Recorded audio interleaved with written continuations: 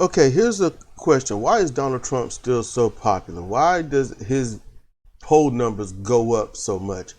Why is it always against Biden? Okay, I'm gonna tell you something. Here's why Donald Trump's numbers are going up, especially against Biden.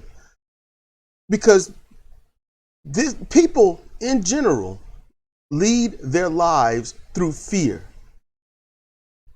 And they can't stop looking at what scares them. They can't stop thinking and talking about what scares them.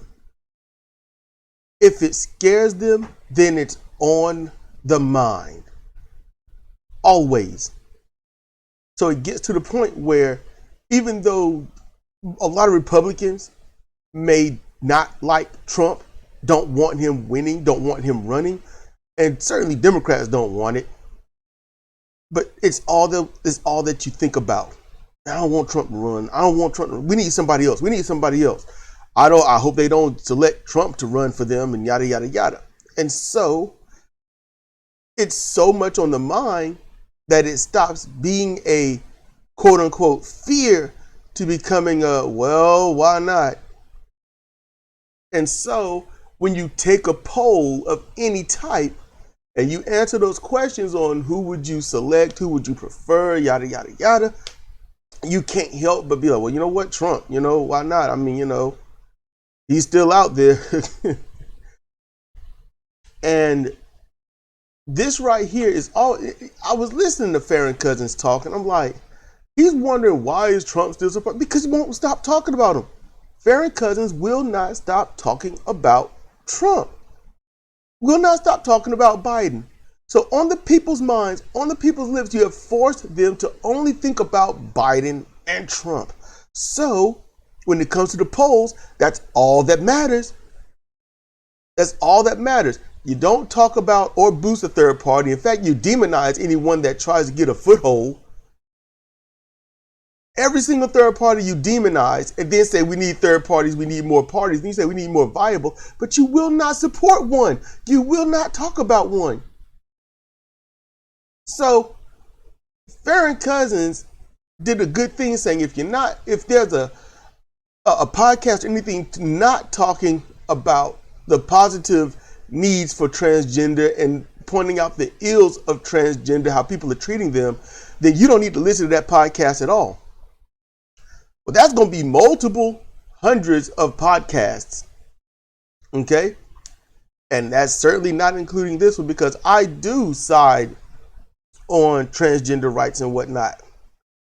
But here's the thing. I also side with everything else that would be positive. And I won't demonize something that could be positive, but I will demonize things that are obviously negative and with enough evidence potentially going to be negative once implemented. That's what I would talk about. That's what I would demonize. I don't sit up here and talk about Trump all day because everyone else is doing it for me. If you want someone else to run against these 75 plus year old white guys, try to find some 36 to 44 year old white guys, black guys, U.S. citizens that happen to be, Hispanic, African American, anything, don't matter. It don't have to be some white guy with, 1 foot in the grave and the other holding on to money. It don't have to be. In fact, it could be you. These politicians are just people that either earned the money or was spoon-fed the money to be in the position that they're in. They're just not people like you unless you think like them. You want better. You have to elect better. Not the same old thing, because right now your vote is nothing less than a talking point. It's not your actual vote. Who would you really vote for? In general, the guy that says we can't afford Medicare for all, the guy that says you don't want Medicare for all, The guy that says, or the guys, because it's never girls, the guys that says we cannot afford Medicare for all, but hey, let's give the military $813 billion plus that they don't need,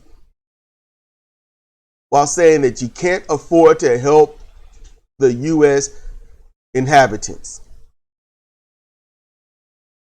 Who would you really want to vote for? The guy that says the people that can't help you, or the ones that find a way to actually get it done to make sure your life is just a little bit better, if not grand? Think about where your vote goes to how your life has been and how your life is going to be. Let the past judge how you should vote in the future.